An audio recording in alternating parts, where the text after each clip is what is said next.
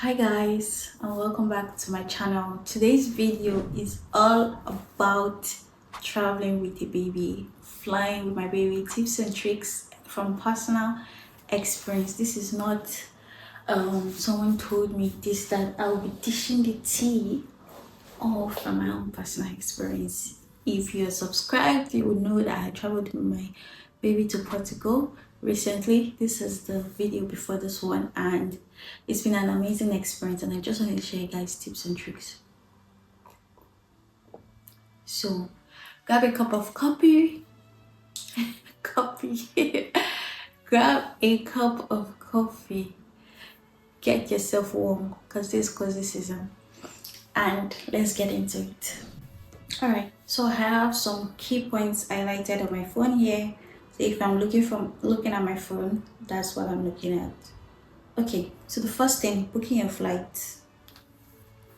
When you're booking your flight, make sure you book during baby's nap time or sleep time. So let's say it's an early morning flight. My daughter sleeps at 12 in the morning, or rather 11 a.m., 11:30 thereabouts. So you book around that sleep schedule, or let's say it's at night. My daughter goes to bed for the night, and 7 p.m. you book around 7 p.m. So book around your child's nap time. Every child has a different nap routine. So make sure you study that and make sure you use that to your advantage when booking your flights. Now, you can either go for an hotel accommodation or an apartment Airbnb accommodation. Now, we decided we're going to do the two, but when we're booking for our apartment accommodation, which we spent most our time with because we ended up canceling the hotel accommodation, we actually booked, we requested, because the host was so generous and she asked, but not every host is going to ask, and even before she asked, I already had it on my to-do list.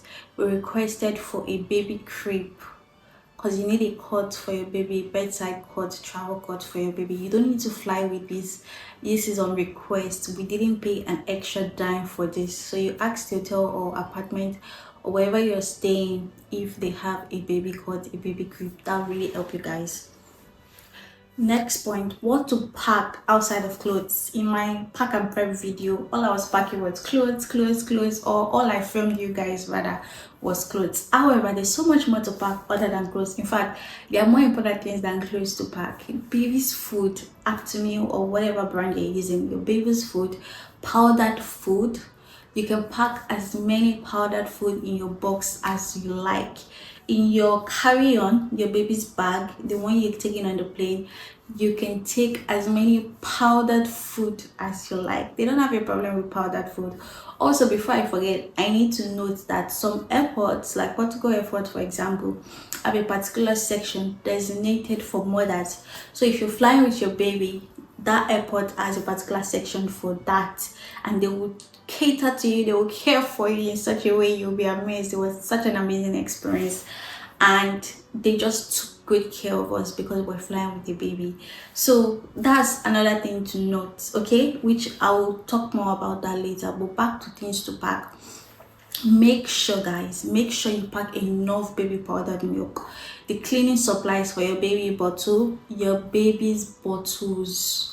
Pack as many as you can. Another hack to make it easier for you on the plane is when you're packing your baby's bottles, put some scoops of the milk in the bottle. So all you need to do on the plane is add water, and you don't have to start scooping on the plane. So we didn't do any scooping on the plane. We had already pre-scooped it in bottles, and all we did on the plane was add water to the pre-scooped. Very, very easy guys. All you need to do is shake the bottle very well and everything will be okay. Okay, so there's that.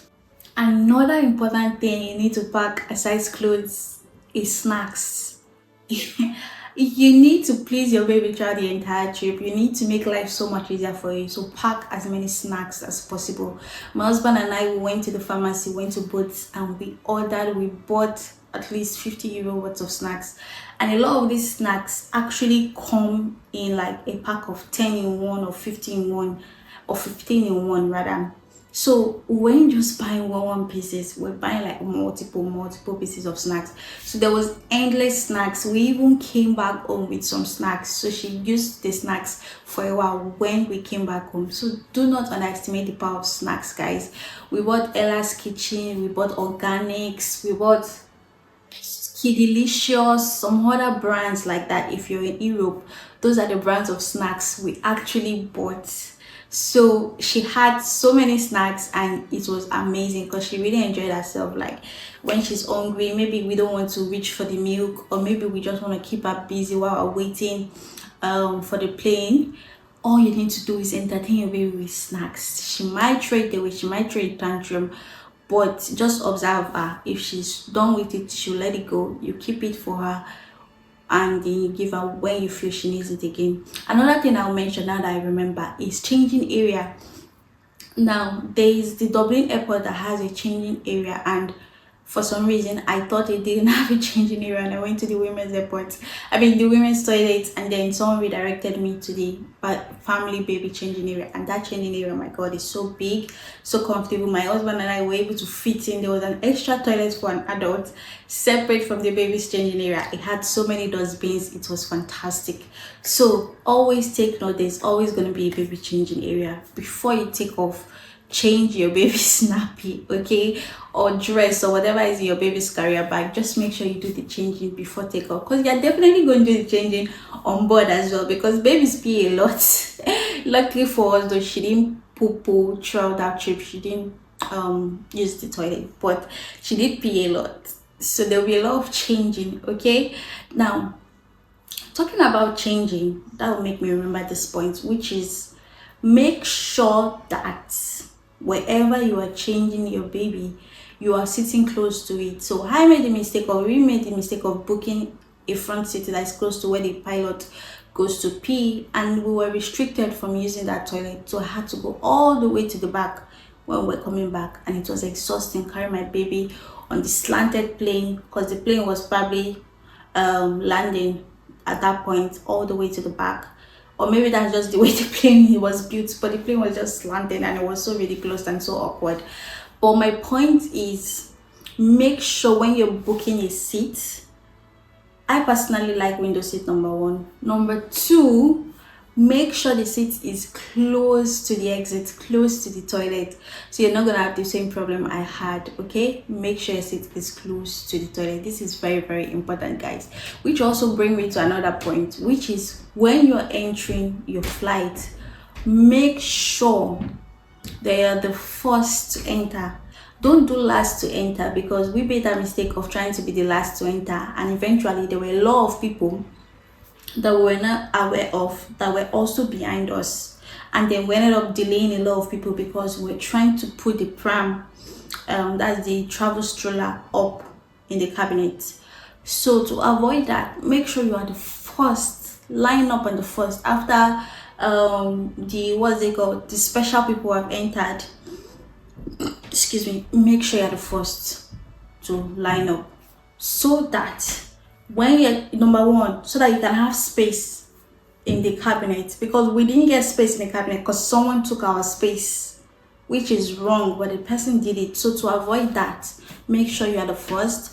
And number two, so that while you're putting the travel stroller up, you're not going to be disrupting another passenger. Also very important. Anyway, if that doesn't go according to your plan, another thing you can do is make sure that while you're entering the plane, while you're boarding, make sure you give the travel stroller to the air hostess, and they will keep that for you. This is very important, guys. Give the travel stroller to the air hostess. Now, another point, while you're on the plane, make sure you feed your baby before takeoff, or rather during takeoff. That point where the baby gets the most nerves is during takeoff. And also make sure you have noise cancelling earphones for your baby. When we were going to Portugal, we had noise cancelling earphones. Also, they gave us an extra belt to strap our baby, and we had we fed the baby through takeoff. So she was calm because she was taking her milk. She take off, and once we took off, she slept real good. and then in between when they brought her meal, we woke her up so that she can have some of our meal. Okay, she was 11 months at this point that we traveled with her. Now, when you're landing, same thing. As the plane is landing, feed your baby through the landing process. I have noise cancellation earphones on so that the baby will enjoy the landing process. But for our daughter, when we're landing, she was already used to being on the plane, so she didn't even have a force. She was awake, she was happy, she wasn't eating, she was just looking and excited when we were landing. So that's very interesting. Also advice, if you can, take a book for your baby. We didn't take a book on board, but there was this book that comes with the flight and all that. The passenger seat, it is there, that gives you instruction on gas and all that, oxygen and all that. So my husband was reading that to my baby when she was born at some point. So you don't need to buy so many travel toys depending on how many hours your flight is. Anyways, ours was about, I think, 3 hours. So make sure you take a book that your baby can read. Now we have so many books, so next time we're flying, I'll make sure I take one of those books for her.